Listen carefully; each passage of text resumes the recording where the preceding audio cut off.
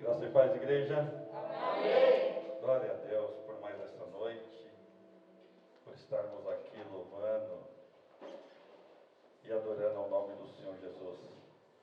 Você que de repente está nos assistindo pela primeira vez, eu sou o pastor Marcos, da Igreja Caminho da Sabedoria. Diminui um pouquinho aí, pastor. Estamos localizados na rua Álvaro de Mendonça, 1145, Jardim Redil, Itaquera. Antes de começarmos essa palavra, eu gostaria de orar com você, igreja, orar por você que está nos assistindo aí por essa live. Eu gostaria de louvar a Deus pela vida de cada pessoa que tem cooperado com esse ministério. Tem cooperado de muitas maneiras, tem cooperado vindo aos cultos, que é muito difícil. Eu imagino alguns pastores que estão sofrendo muito, como eu também estou sofrendo. Porque os pastores, eles amam ver as ovelhas, eles amam ver os discípulos. E ver a igreja sem os discípulos, isso é uma dor muito grande para qualquer pastor. Mas eu louvo a Deus por aqueles que estão aqui nos ajudando, o pessoal da adoração, o pessoal da mídia, os líderes, os discípulos. Eu louvo a Deus por a vida daqueles que têm compartilhado as lives, que têm comentado nas lives, que tem colocado aqueles coração, aquele joinha, que eu não sei como chama. Tudo isso ajuda a levar a palavra mais longe. Isso é muito bom, porque tem vidas que estão precisando ouvir a palavra. E quando você compartilha a live, quando você comenta, quando você faz tudo isso, você está contribuindo com o reino de Deus. Você está sendo um evangelista. Ainda que você não tenha aquela unção, mas você está sendo um evangelista voluntário. Eu preciso louvar a Deus pela sua vida. Então convidaria você que está aqui na igreja a ficar em pé. Você que está nos assistindo, feche seus olhos aí na sua casa durante uns minutinhos. Eu vou orar por você, porque eu quero que Deus te abençoe. Querido Deus, quero te agradecer, ó Pai, pela vida de cada um dos teus filhos, ó Deus, que tem contribuído com o reino. Tem contribuído com o ID do Senhor, ó Pai, o ID para fazer discípulos, para anunciar o Evangelho a toda criatura, em todos os lugares, em todas as nações. E os teus filhos têm contribuído com isso, ó Pai, de uma maneira poderosa. Pai amado, cultuando, convidando, evangelizando, compartilhando as palavras, os cultos, Pai, comentando. Tem feito, ó Pai amado, eu creio o melhor. Que eles possam continuar neste propósito. Que o Senhor possa abençoá-los de uma maneira poderosa, Pai. Porque a Tua palavra diz que aquele que largou pai, mãe, irmãos e irmãs por amor a Ti, receberia 100 vezes mais nesta vida e muito mais na vida vindoura. Pai, abençoa os Teus filhos ainda nesta vida e abençoa, Pai amado, nas moradas celestiais. Para a honra, glória e louvor do Teu nome, no nome de Jesus. Amém. Querido, olha para o seu irmão que está aí do seu lado e diz para ele aí: Deus já te deu autoridade. Aleluia. Se você puder colocar aí nos comentários, Deus já te deu autoridade. Diz aí para o seu irmão: ó, Deus te deu autoridade para você abrir portas e para fechar portas. Querido, o nosso Deus é poderoso. E você vai entender isso, que Deus já te deu autoridade. Você que crê em Jesus, às vezes existem pessoas que estão sofrendo tanto e nem imaginam o que Deus já fez. Alguns só faltam exercer aquilo que Deus já fez. Lá em Mateus capítulo 16, versos 19. Mateus capítulo 16, versos 19. Aleluia. Você conseguiu achar aí? Quem achou, diga glória a Deus. Glória a Deus. Aleluia. Então tá facinho, né? Mateus 16, 19 diz assim: Eu te darei as chaves do reino dos céus. E tudo quando tu ligares na terra será ligado no céu. Tudo quando tu desligares na terra será desligado Olha só, para você entender essa palavra e não entender ela de maneira errada, nós precisamos voltar dentro do contexto dessa palavra. Algumas pessoas acreditam que essa chave foi dada somente a Pedro, estabelecendo ele, como dizem os católicos, como o primeiro Papa. Mas eu quero dizer para você hoje que essa chave foi dada a todo aquele que crê em Jesus. Olha para o seu irmão aí, ele já te deu essa chave. E não te deu a chave, te deu as chaves. Porque aqui está no plural. Não está dizendo assim que Jesus entregou uma chave, mas te darei as chaves. As chaves do reino. O importante de você também entender aqui que ele não deu a chave para abrir o reino. Ele deu a chave do reino. Por que não para abrir o reino? Porque Jesus declarou que ele é a porta. E eu preciso declarar para você que essa porta, a porta do reino, a porta para o reino, está aberta. A partir do momento que Jesus morreu no Calvário, essa porta ficou aberta para todo aquele que nele crê. A porta está escancarada. E Jesus dizendo, vem, entra. Jesus convidando as pessoas, olha, estou à porta e bato. E todo aquele que abrir a porta do seu coração, eu entrarei e cearei com ele, e ele ceará comigo. E Jesus declarou isso, dizendo que ele é a porta. Lá em João 10:9 diz assim, eu sou a porta. Se alguém entrar por mim, salvar-se-á, entrará e sairá e achará pastagem. Ele é a porta. Então a porta para o reino, ela já está aberta. Mas quando você entra no reino, porque Jesus também declarou que ele é o caminho, a verdade e a vida. Quando você entra pelo caminho que é Jesus, você entra para o reino. Existem portas. E para cada porta existe uma chave. Eu me peguei essa semana, Deus me fez pensar como a gente conhece pouco até mesmo das coisas desta vida. Quantos segredos existem e que nós não sabemos. Não sabemos nem a respeito do nosso próprio corpo. Não sabemos a respeito do que existe em todo este mundo, toda essa terra que nós vivemos. Às vezes hoje, com a facilidade da internet, nós conseguimos olhar coisas e às vezes a gente fica impressionado, porque a gente nunca tinha ouvido falar, a gente nunca tinha visto. E eu creio que a maioria de vocês é que nem eu, tem vontade de conhecer outros lugares. Lugares que a gente fala assim, puxa, é muito lindo esse lugar. Isso não precisa nem ir para muito longe. Às vezes nós vamos aqui perto, até mesmo no nosso estado. Mas o Brasil é cheio de riquezas que nós desconhecemos. E se nós não conhecemos nem mesmo aquilo que temos a oportunidade de ver de maneira natural, aí eu fiquei pensando, e os céus? O que nós conhecemos do céu? O que nós conhecemos do reino dos céus? Quando Jesus deixa o Pai Nosso, ele diz assim que, olha, venha o teu reino.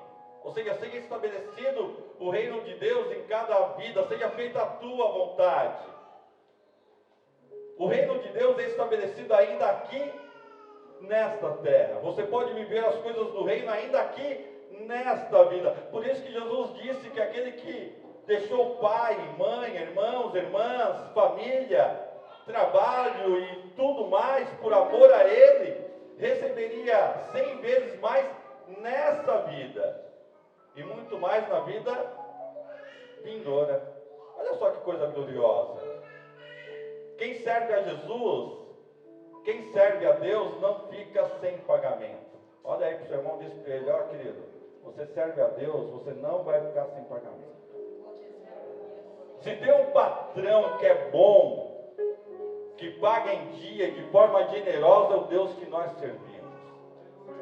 Não existe ninguém que venha servir ao Senhor que vai ficar sem salário. porque a Bíblia diz que digno é o obreiro do seu salário. Mas essa palavra, quando Jesus declara isso a Pedro, os fariseus estavam questionando a Jesus, pedindo um sinal para saber quem era Jesus, se Jesus realmente era o Messias, o Salvador. Nos dá então um sinal. E Jesus responde que eles não receberiam outro sinal se não fosse o sinal do profeta Jonas. O sinal do arrependimento, que eles precisavam se arrepender. E Jesus alerta aos seus discípulos, dizendo assim: olha, toma cuidado com o fermento dos fariseus. E ele diz aqui que os discípulos arrazoavam entre si, pensavam entre si: do que ele está falando? Será que é porque nós não trouxemos pão? E Jesus, sendo 100% homem, mas também sendo 100% Deus, ele conhecia aqueles pensamentos. E Jesus repreende eles e diz assim: olha, será que vocês não entenderam? Vocês não viram a multiplicação dos 5 pães, dos 7 pães, de 5 pães para 5.000 pessoas, de 7 pães para 4.000 pessoas, e ainda levantaram 5 cestos cheios? Vocês não viram? Aí eles entenderam que Jesus estava falando do fermento dos fariseus, do engano, da soberba. Aí eles entenderam. E Jesus então pergunta para eles assim: e vocês? E vocês? O que estão dizendo de mim aí fora? Estão dizendo que eu sou quem? E alguns começaram a responder: dizem que você é João Batista, que você é Elias, que você é o profeta. Nenhum daqueles homens diziam que Jesus era o Filho de Deus, era o Salvador. Eles imaginavam que era um profeta, que era uma volta de Elias. Aí Jesus pergunta para ele: e vocês? E vocês, o que dizem que eu sou? Às vezes nós se preocupamos com isso. O que as pessoas estão pensando da gente? Todo mundo queria saber quem era Jesus. Todo mundo quer ter certeza se Jesus realmente era o Salvador. Mas a preocupação de Jesus era com os discípulos. O que os discípulos achavam? O que os discípulos pensavam? E Pedro de repente olha para ele: olha, o Senhor é o Filho de Deus. Tu és o Cristo, ou seja, tu és o Salvador. Tu és o Filho de Deus. E Jesus fala assim: olha, o Pedro, ele chama assim: olha, abençoada és tu, Simão Bar-Jonas, pois a carne e o sangue não revelaram isso a ti, mas o meu Pai que está no céu. Olha, foi uma revelação. Deus te revelou a verdade. Deus te revelou que eu sou Cristo, que eu sou o Salvador. E quando você recebe a revelação,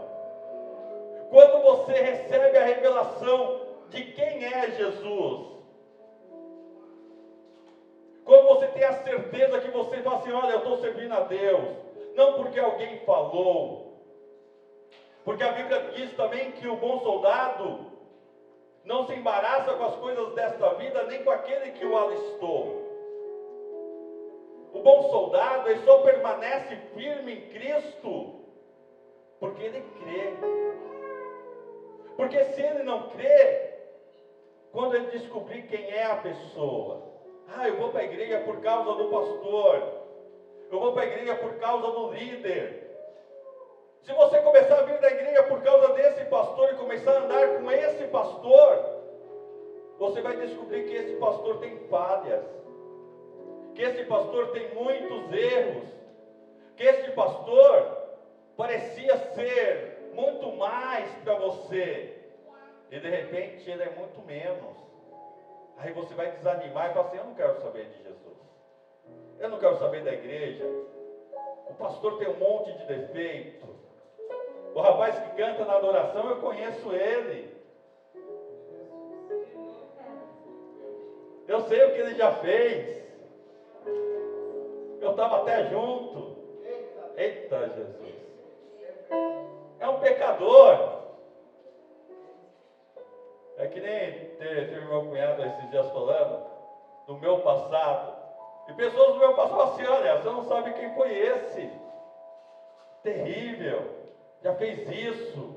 Não morreu porque Deus realmente é na vida dele. E se você andar comigo hoje, você vai descobrir que eu continuo tendo falhas. Que eu continuo tendo erros. Então isso não vai te segurar na igreja. Mas a hora que você entender essa revelação, a hora que essa revelação chega na sua vida, que Jesus é o Salvador, que Jesus é o Cristo, que realmente tudo que a Bíblia está relatando, tudo que os pregadores estão falando sobre as moradas celestiais, sobre o mundo espiritual, é verdade. Olha, você se depara e fala assim, meu Deus, é verdade, é tudo verdade. Realmente, Jesus falou comigo, e Jesus quando fala com você, a sua vida muda, ela não permanece a mesma, nunca mais. Estava lá um homem chamado Saulo, perseguindo a igreja, matando aqueles que eram chamados de cristãos, e de repente ele no caminho de Damasco, ele escuta uma voz, é um grande clarão, e a voz pergunta, Saulo, por que me persegues? E diz que aquele clarão, aquele brilho, cegou as suas vistas, e ele caiu do cavalo. E literalmente é assim que a gente se sente. A gente às vezes está lá perseguindo a igreja, falando mal dos crentes, falando mal dos pastores, falando mal da igreja, e de repente vem uma voz. De repente vem o Espírito Santo, vem a presença de Deus dizer assim, meu filho, eu te amo. Meu filho, o seu lugar não é aí. Eu não te chamei para ser maconheiro. Foi assim comigo. Foi assim comigo, eu fumando maconha dentro da igreja, e Deus falou comigo. Eu te chamei para ser pastor. Aí que eu pirei. E falei assim, fiquei doidão, agora... Jesus chamando um maconheiro para ser pastor. Jesus é mais doido do que eu.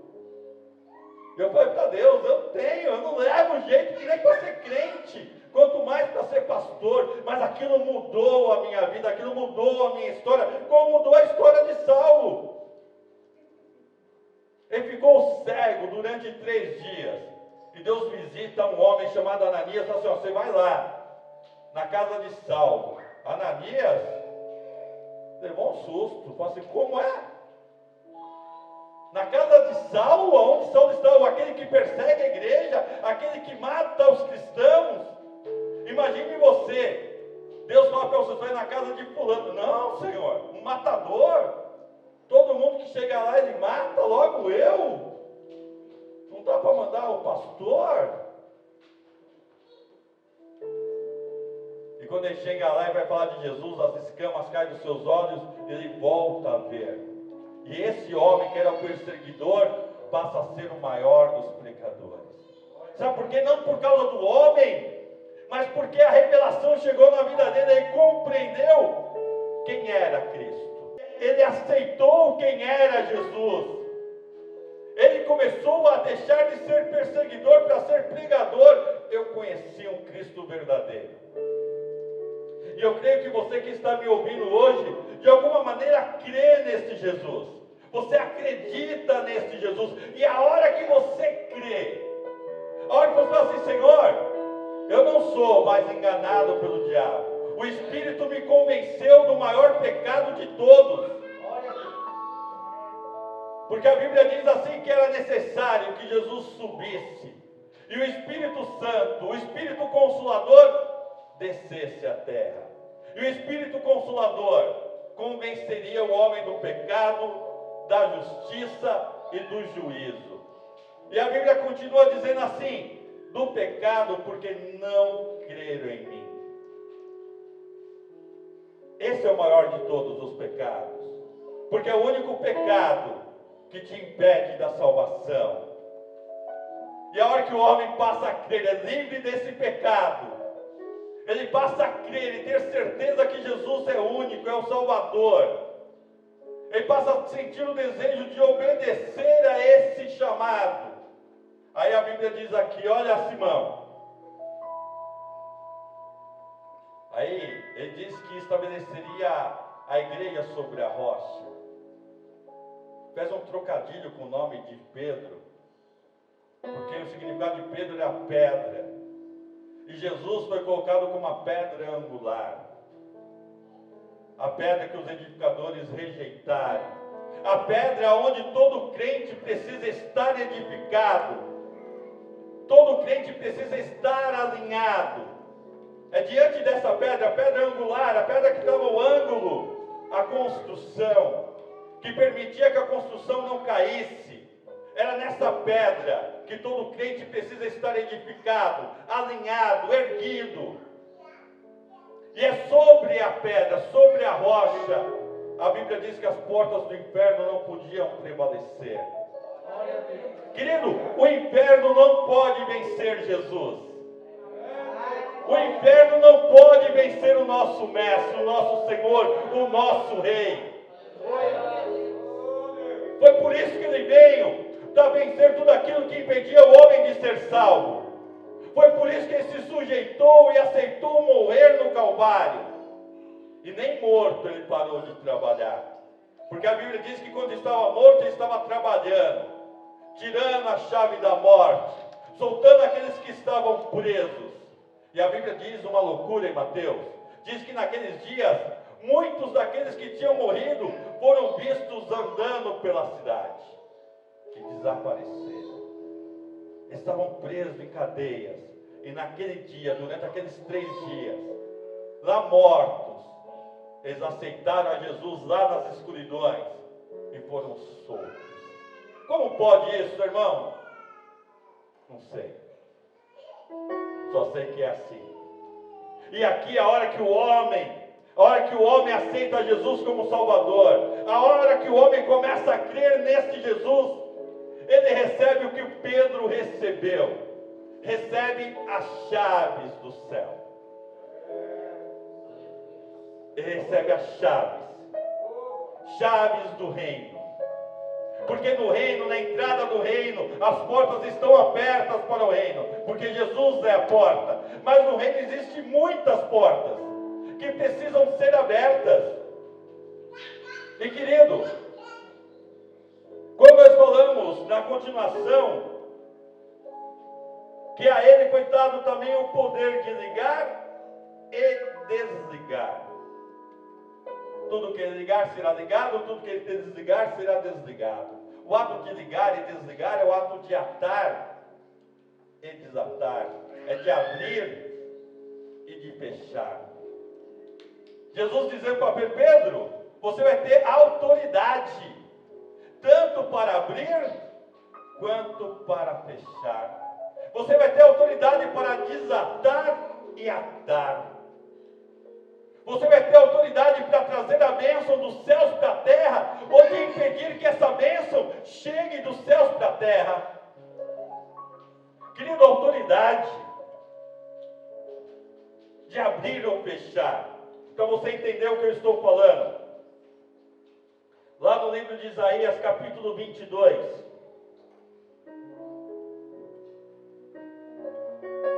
Diz assim, 22. E porei a chave da casa de Davi sobre o seu ombro, e abrirá e ninguém fechará, e fechará e ninguém abrirá.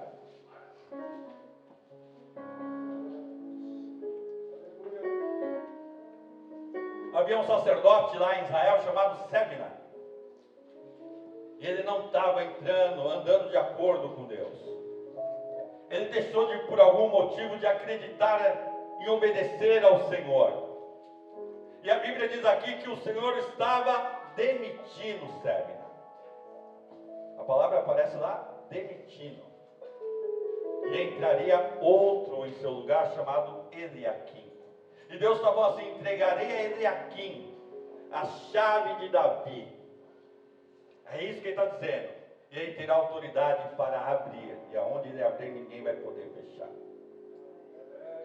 Sabe, querido? E aonde ele fechar, ninguém vai poder abrir. Quando você serve a Deus, as suas palavras, as suas atitudes têm um peso gigante. Coloca aí se você puder comentar. as suas palavras e as suas atitudes têm um peso no mundo espiritual. Quando você diz as suas palavras, Deus,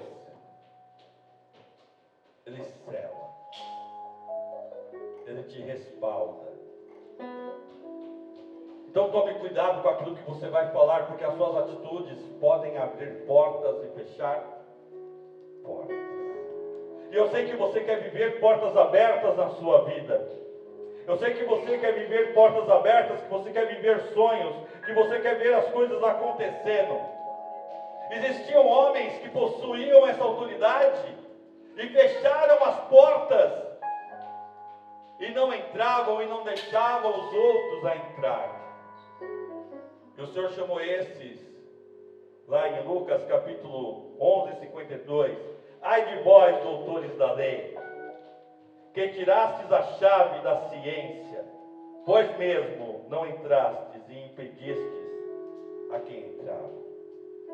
Eles tinham a chave do conhecimento, mas eles não entravam para viver o melhor de Deus e não deixavam aqueles que não tinham conhecimento entrar.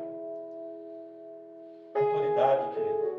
E Jesus está dizendo para ai de vós, que tenham conhecimento da bênção, que tenham conhecimento de como tirar a pessoa do sufoco. Você não está vivendo a bênção e não está deixando os outros viverem a bênção. Você precisa entender então hoje, que Deus te deu essa autoridade, essa mesma chave, para que você consiga viver essas bênçãos, para que você consiga assim, meu Deus, e agora?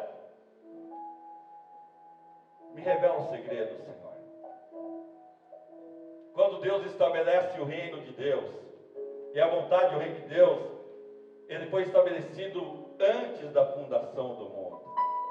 E a vontade de Deus é que o reino de Deus fosse estabelecido na vida do homem.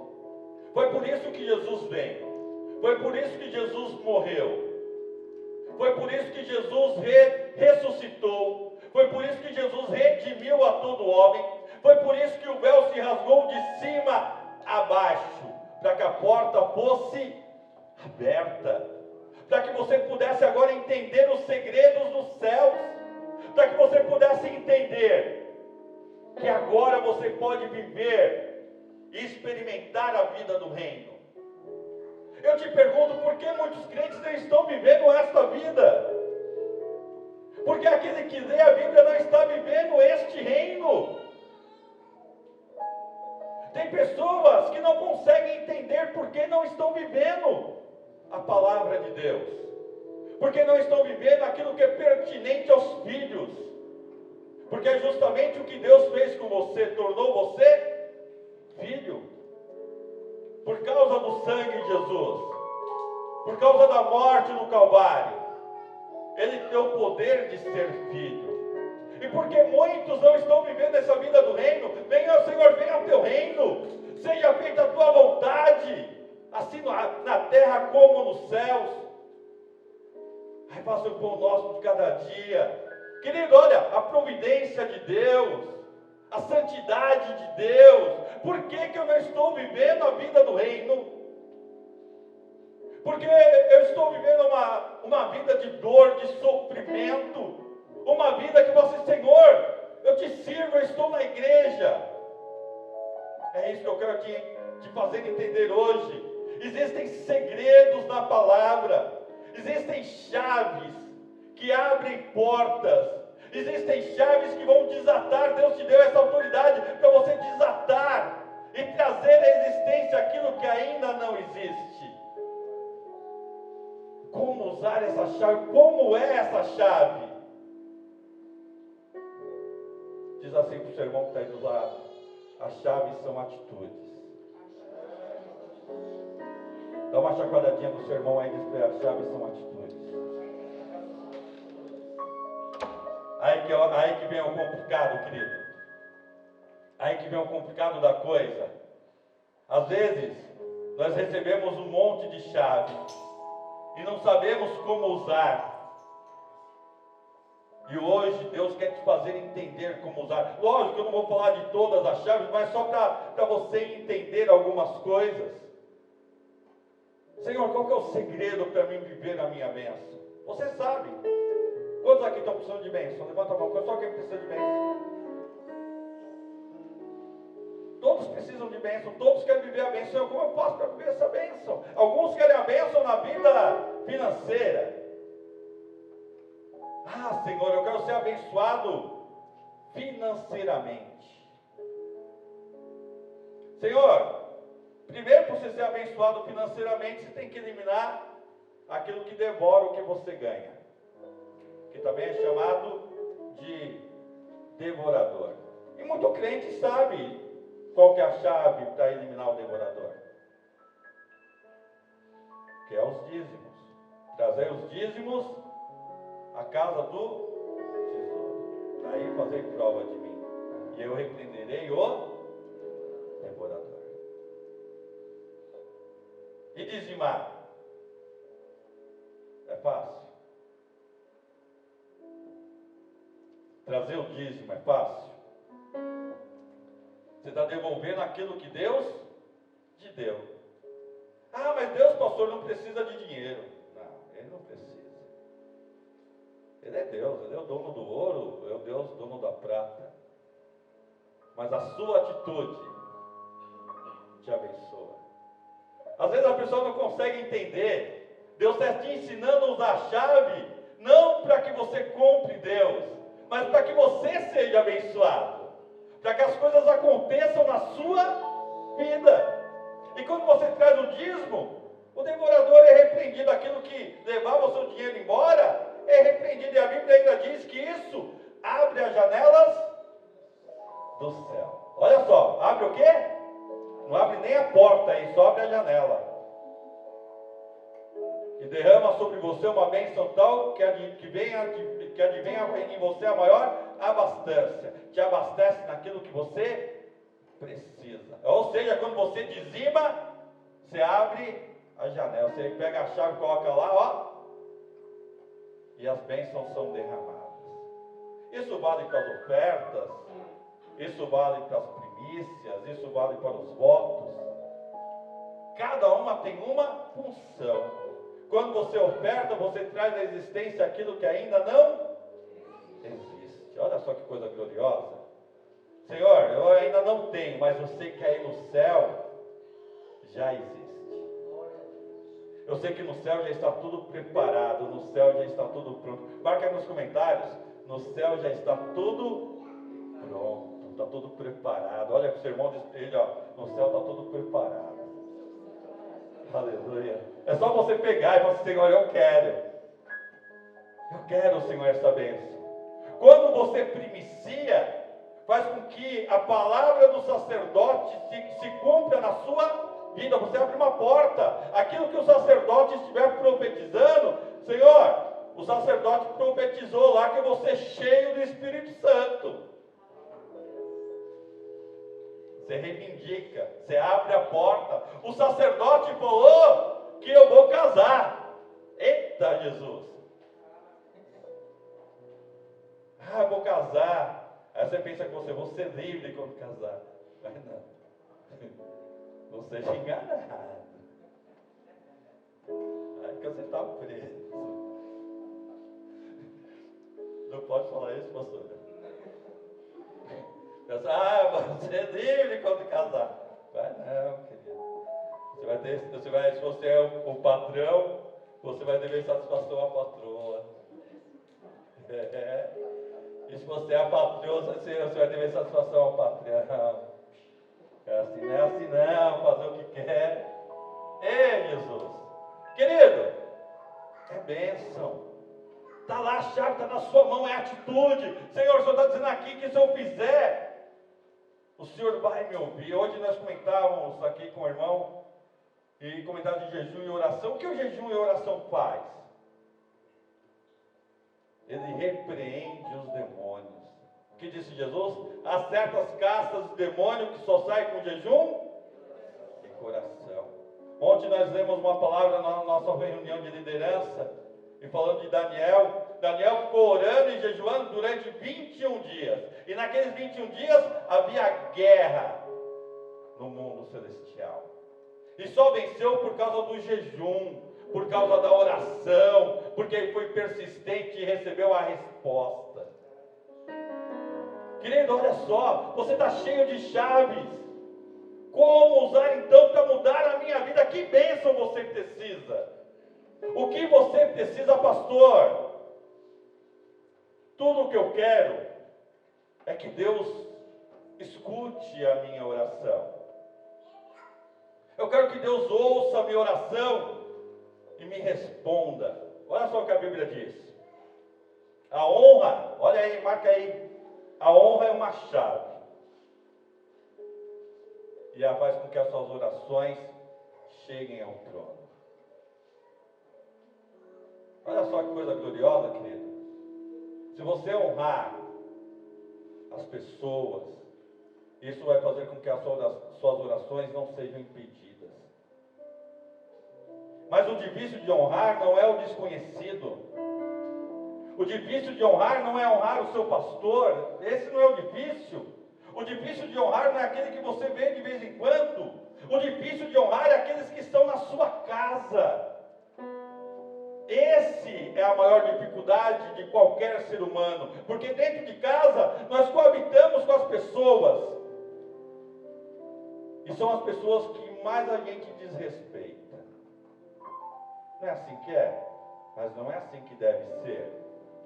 Lá em 1 Pedro 3,7 diz assim: igualmente vós, maridos, coabitais com elas com entendimento, dando honra à mulher, como vaso mais fraco, como sendo vós os seus coerdeiros da graça da vida, para que não sejam impedidas as vossas orações.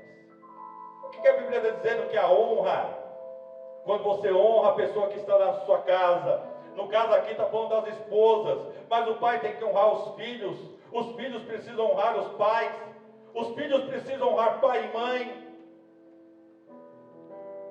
e os pais não podem irritar os seus filhos. Quando você honra dentro da sua casa o seu pai, a sua mãe, quando você honra a sua esposa, quando você honra os seus filhos, as suas orações não são impedidas, a sua oração chega ao trono. Quando você honra, abre-se a porta que vai te levar direto ao trono de Deus, que vai te colocar numa posição de excelência, uma posição que é onde Deus vai dizer assim: eu estou te ouvindo, eu vou te ajudar, confia em mim, se esforça. Começa honrando. A honra abre uma porta, fecha as maldições que poderiam vir na sua direção e abre a porta que te leva para o trono. Diz assim, olha, se você puder marcar, a obediência faz você viver uma vida de segurança. Quem obedece, como diz o ditado popular, não padece. Mas obedecer é fácil, porque obedecer requer uma coisa que principalmente as mulheres não gostam de ouvir. Obedecer requer submissão. Obedecer é uma coisa muito difícil, porque nenhuma das chaves é fácil de usar. As chaves do reino do céu, elas não são fáceis de usar, porque requer atitude. Eu preciso me comportar como Cristo se comportaria. Olha só, Cristo, ele vai orar no monte de Getsemane, e a oração dele: Senhor, se possível, afasta esse cálice de mim. Ele não queria. Ele sabia o que estava por vir. Ele sabia que a crucificação, ele sabia que aquilo que ele viveria lá no Calvário seria algo terrível. Mas em tudo ele diz o quê? Mas seja feita a sua vontade. Submissão é se colocar em a obediência. Senhor, eu não quero isso, mas se é a sua vontade, eis-me aqui.